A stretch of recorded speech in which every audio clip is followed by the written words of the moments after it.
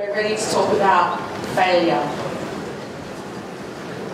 We're ready to talk about chaos, failure, and the discomfort zone. I think that it's an interesting topic, the market in between, and I guess the reason why I was excited about it, and the reason why I'm very happy to be here and be invited to speak, is that my whole existence is based upon creating markets in between. And whether it's been in the UK or in Hong Kong or in Australia, is finding that space and this craving to disrupt. I think creativity comes from chaos, creativity comes from disruption, and creativity comes from a relentless pursuit to push out of your comfort zone and continually find that space where you're uncomfortable, where you feel like you're pushing the boundaries and the edges, and that's when we grow. That's where the greatest ideas come from. And I've got a few stories to share that I get to live this every day in my own business, but also in the businesses that we work with. I think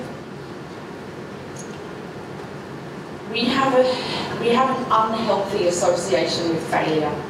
Is that fair to say? How do people feel about failure? Does it feel uncomfortable? You want to avoid it at all costs? You've been told that failure is bad. Failure is awesome. I think I kind of was plotting out the last decade, my 20s. So for those in the room that are early 20s, this slide hasn't come up very well, I don't know if the screen's working, but this is my journey of constant ping pong between success and failure. In the UK, on paper, I'm a massive failure. I've been on the brink of bankruptcy, 2 failed businesses, dropped out of university twice, might try a 3rd time, might go back and try a 3rd time. Had to make redundancies. You know that feeling you get when you fail, that like, ugh, I've had that so many times. But it's what you learn, and the ability to fail fast, fail often, and fail forward gets you right up on that spectrum in terms of learning. On the positive side, what that's meant, of this constant trial and error, succeed, fail, succeed, fail, succeed, fail, is I've had some incredible opportunities, incredible successes in different parts of the world. I arrived in Hong Kong 4 years ago, or almost 5 years ago actually, with no money, no contacts, had just been technically bankrupt in the UK and had to make a team redundant, close down the business, and arrived here with nothing. And I thought, right, where is the opportunity? Where can I create this market again? How can I build myself back up and get ready to do it again? And that urge, I guess, just desire to try again and let go of that fear of failure, find where the markets are that need disrupting, looking where the unmet needs are, the frustrations, and building businesses around it.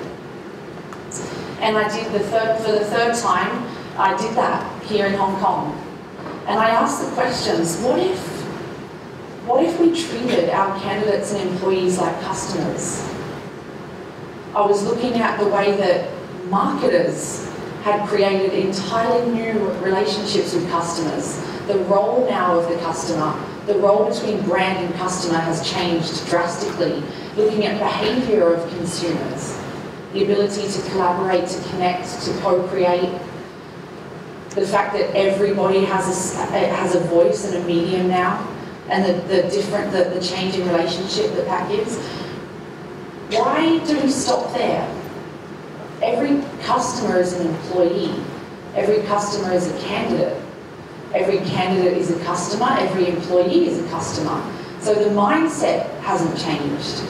And we started having conversations and building services and business models around what if we got organisations to change the way they engage employees, change the way they engage candidates.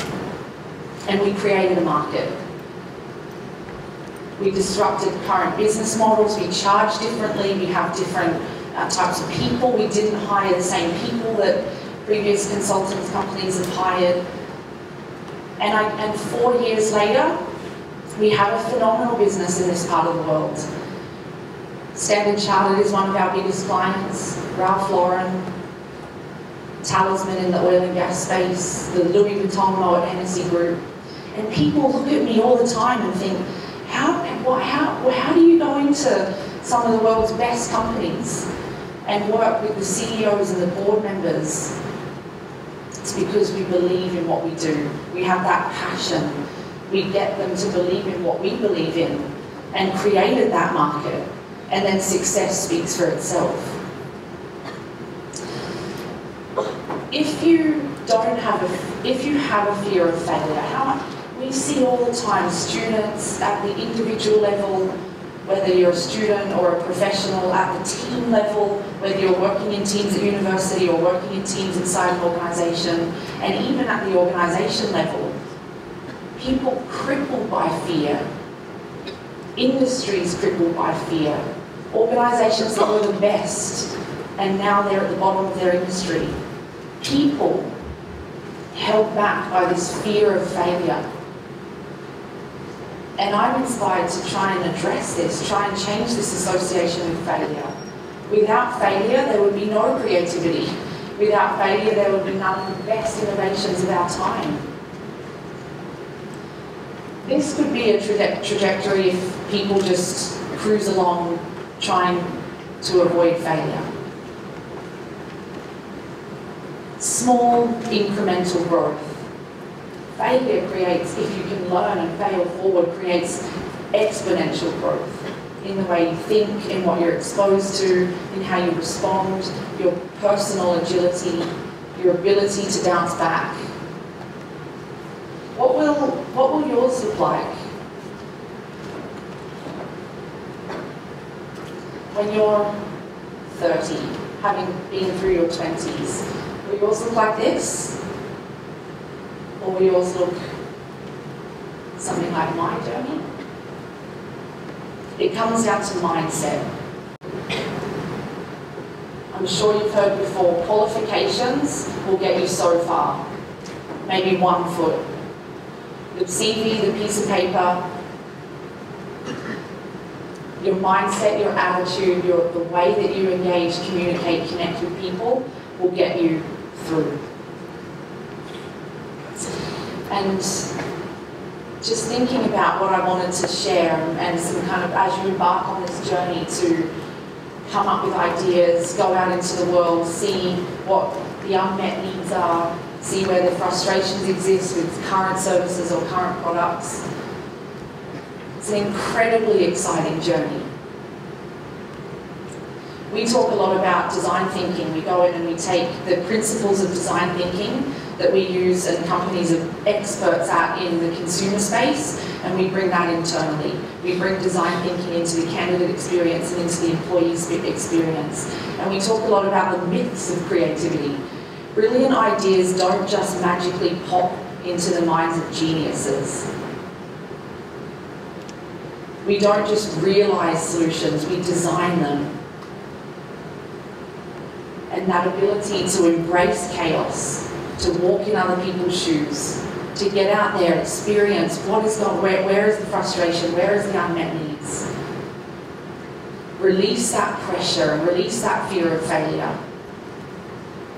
Personally, it's inspired and empowered me. The fact that I don't have a fear of failure and I can get up, brush off whatever's happened to me. We constantly fail. Small failures, sometimes big ones. But that fear and lack of fear drives creativity, helps the relentless pursuit of innovation. And this, find your discomfort zone. Have you ever thought, Where's my discomfort zone? Have you ever asked yourself that question? It's a great question to ask. Where's that space where you feel that, oh, I'm a bit out of my comfort zone here? I constantly search for that on a weekly basis. Put myself in situations, go after new industries, go after new clients, sign up for a marathon, walk into boardrooms, presenting to CEOs and having to land some pretty hard messaging, constantly seeking what's the next business model, what's the next opportunity to disrupt. And to do that, I'm always out of my comfort zone, always thinking, oh, I don't know where this is going to land, but let's give it a go. Where's your discomfort zone?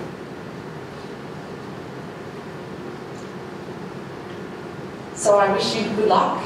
I'm excited to hear and see the progress of your business models and your ideas as you do it. And just remember, embrace chaos, fail often, and find your discomfort zone.